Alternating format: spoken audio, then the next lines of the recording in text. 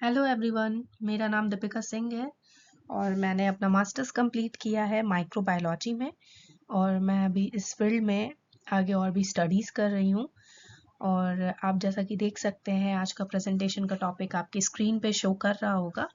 और this is for the first time कि ऐसे करके मेरा इंट्रोडक्शन हो रहा है, इंटरेक्शन हो रहा है आप लोगों के साथ।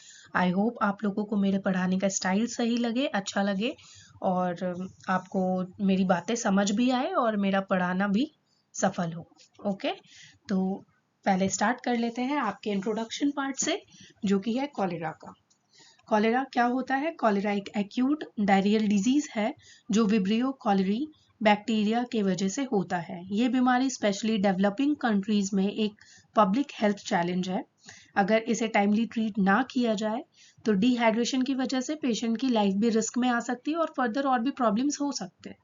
ठीक है, तो आप ही आगे में और भी मैं आपको इसके डिटेल्ड में चीज़ों को बताऊंगी, जैसे कि हो गया कॉलेरा होता क्या है, उसके कॉजेज और ट्रांसमिशंस क्या क्या होते हैं, सिम्टम्स क्या क्या होता है, प्रिवेंशन क्या क्या ले सकते हैं, लाइक ट्रीटमेंट वगैरह। तो वो मैं आपको अच्छे से समझा देती हूँ। तो फर्स्ट पार्ट है आपका इंट्रोडक्शन का, जो कि है an acute water borne disease. Cholera को हम लोग बोलते हैं एक एक्यूट वाटर बॉर्न डिजीज, क्योंकि cholera is a bacterial disease caused by the bacterium Vibrio cholerae. This type of bacteria is usually present in the contaminated foods. It is also found in the place where there is a lack of sanitation facilities.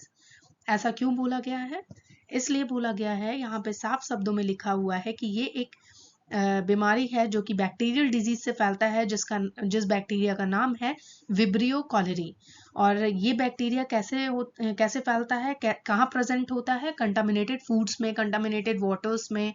Contaminated foods for example हो गया अपना street food हो गया, raw food हो गया, फिर अपना गंदा पानी हो गया, बहुत टाइम से यूज़ किया हुआ अपना ऑयल जो होता है, जैसे समोसा, चाट, जलेबी, इन सब चीज़ों का जो ऑयल यूज़ करते हैं स्ट्रीट फूड्स में, वो हो गया। गंदे हाथ से खाना खिला देना बाहर में, या फिर गंदे हाथ से वो पानी पूरी वगैरह खाना, कुछ भी अपना एक हो गया जिस कंटामिनेशन में जो कि आ जाता है। कंटामिनेशन में इसलिए आता है क्योंकि हम लोग को पता नहीं होता वो कितनी बार हाथ धोया, या फिर अगर वो बहुत बार ऐसा होता है कि अगर कोई वॉशरूम यूज करने गया है या फिर कुछ भी फ्रेश होने गया है, तो वो अपना हाथ अच्छे से क्लीन किया है कि नहीं किया है वो सब भी पता नहीं होता। फिर वो आते हैं उसी हाथ से अपने को खाना परोस के खिला देते हैं, तो उसकी वजह से भी बहुत सारे इश्यूज हो सकते हैं, बीमारियां फैल सकती हैं। इसीलिए बोला गया है लैक ऑफ सैनिटेशन फैसिलिटीज। जहाँ पे सैनिटेशन नहीं होगा वहां पे ऑब्वियसली बीमारियां फैलेगी, आप सभी को पता है ये चीज। पॉजिटिव एजेंट्स में आपका आ जाएगा Vibrio cholerae, gram negative comma shaped bacteria produces cholera toxin. और ट्रांसमिशंस में आपका आ जाएगा contaminated water and food, fecal oral route, poor sanitation, overcrowding. ठीक है, क्या होता है अब ये हम अच्छे से एक्सप्लेन कर देते हैं। जैसे कि कॉजेज और ट्रांसमिशंस में आपका आ जाएगा कंटामिनेटेड फूड एंड वाटर, गंदा स्ट्रीट फूड खाने से, या फिर गंदा पानी पीने से, या फिर वेजिटेबल्स को बिना धुले यूज करने से, या फिर जो अपना डिजास्टर वगैरह आता है ना, वो फ्लोड्स जाते हैं, जो नेचुरल डिजास्टर्स होते हैं उनके पानी हो जाते हैं, तो उनका पानी क्या होता है, वो उसमें कंटामिनेशन आ जाता है, जिसकी वजह से भी कॉलेरा फैलता है। वो पानी फिर हम लोग क्या करते हैं, उसी पानी को हम लोग नल के थ्रू यूज करते हैं, हम लोग उसको प्योर साफ नहीं करते, क्लीन नहीं करते। आरओ वाटर्स, जैसे हम लोग आरओ का पानी क्यों यूज करते हैं? इसीलिए कि हम लोग बीमारी से ग्रस्त ना हो, बीमारी ना फैले हमारे अंदर। इसकी वजह से हम लोग साफ सफाइयत रखते हैं कि हम लोग बीमारी से बचे, जितना ज्यादा से ज्यादा हो सके बचे। ठीक है, तो ये हो गया कि पानी मेन सोर्स होता है किसी भी बीमारी को फैलाने के लिए। पानी अगर गंदा हुआ तो हम लोग मोस्टली बीमार होंगे। ठीक है, इसीलिए पानी साफ होना बहुत जरूरी है। रॉ और अंडर कुक्ड सी फूड्स हो गया, जैसे कि अगर कोई सी फूड को कच्चा मतलब रॉ कंज्यूम करे, तो ये बैक्टीरिया उसके डाइजेस्टिव सिस्टम में एंटर करके फिर कॉलेरा कॉज कर सकता है। ठीक है, और फिर पुअर सैनिटेशन में आ जाएगा आपका पब्लिक टॉयलेट की सफाई, जो कि साफ सफाई आपको पता है पब्लिक टॉयलेट्स में कितने ही होते हैं। फिर खुले में शौच करना, या फिर जो पानी कंटामिनेटेड है उससे हाथ धो लेना, या फिर उसको हम लोग बहुत बार मुंह में पानी को डाल करके कूला भी करते, जो भी करते हैं हम लोग मुंह में भी लेते हैं उस पानी को, तो वो भी एक तरह के बीमारी फैलाता है हम लोगों के लिए। और उसके बाद फिर आगे देखते हैं अपन सिम्टम्स और डायग्नोसिस। सिम्टम्स में क्या क्या आ जाएगा आपका, sudden watery diarrhoea, rice water stool, जिसमें होता है सडन वाटरी डायरिया में वॉमिटिंग हो जाएगा, रैपिड डिहाइड्रेशन हो जाएगा, सेकंड आइज और लो बीपी हो जाएगा, और कैन लीड टू शॉक और डेथ इफ अनट्रीटेड। अगर ट्रीट ना करवाया जाए तब शॉक और डेथ हो सकता है। डायग्नोसिस में क्या क्या आ जाएगा आपका, क्लिनिकल फीचर्स में stool culture, gold standard, rapid diagnostic test वगैरह, ठीक है। अभी हम वो अच्छे से आपको बता देते हैं क्या होता है। सिम्टम्स में क्या क्या है, राइस वाटर स्टूल्स में होगा पानी जैसा ट्रांसपेरेंट डायरिया, जिसमें कि वॉइड म्यूकस होता है जो राइस वाटर जैसा दिखता है, ठीक है। कमजोरी और डिहाइड्रेशन होना पानी की कमी की वजह से, मसल क्रैम्प्स होना इलेक्ट्रोलाइट्स की कमी होने की वजह से, और शॉक सीवियर केसेस में जानलेवा भी हो सकता है, ठीक है। डायग्नोसिस में आपका गया स्टूल कल्चर करना कंफर्मेटरी टेस्ट के लिए, ठीक है। स्टूल टेस्ट में आपको पता चल गया क्या होगा, डार्क फील्ड माइक्रोस्कोपी बैक्टीरिया की मूवमेंट देखने के लिए किया जाता है। रैपिड डीप स्टिक टेस्ट में antibodies strip plus stool sample colour change करता है उसको चेक करने के लिए, ठीक है। रैपिड डायग्नोस्टिक टेस्ट जो होता है इसमें लिखा है, उसमें हम लोग जो होता है एंटीबॉडीज स्ट्रीप होता है, जो स्टूल होता है उसका सैंपल लेते हैं, उसका कलर चेक करते हैं लगा के।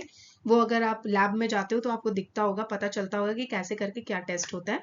बट ये सारी चीजें होती हैं, और ये आपको ना किट मिल जाता है, किट आता है लैब में होता है, आप अगर चाहो तो चेक कर सकते हो अगर आप इंटरेस्टेड हो तो। और आपका फिर इसके बाद आ जाएगा ट्रीटमेंट और प्रिवेंशन।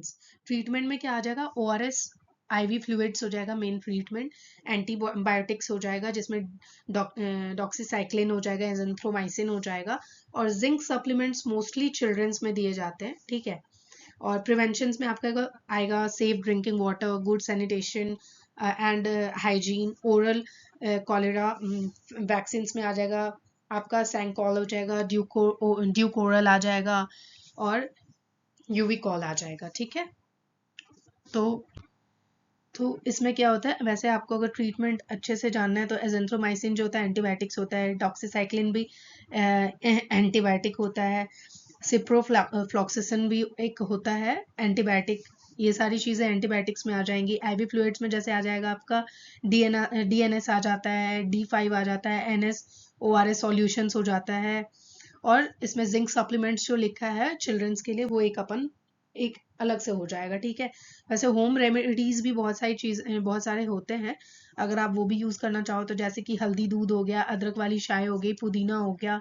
फिर 1 लीटर पानी में जैसे कि 6 स्पून चीनी, 1 स्पून नमक, और थोड़ी थोड़ी देर में उसको पीना होता है। प्रोबायोटिक्स में आपका आ जाएगा दही, छाछ, पिकल्स, अचार, जो भी है ये सारी चीजें। मोस्टली लोग होम रेमेडीज को यूज करते हैं, ओआरएस ले लेते हैं, या फिर ओआरएस की जगह पे वो लोग सेकेंडरी चीज को ये इस्तेमाल करते हैं कि चीनी पानी नमक का घोल पी लेते हैं। ये सारी चीजें होती हैं, ठीक है।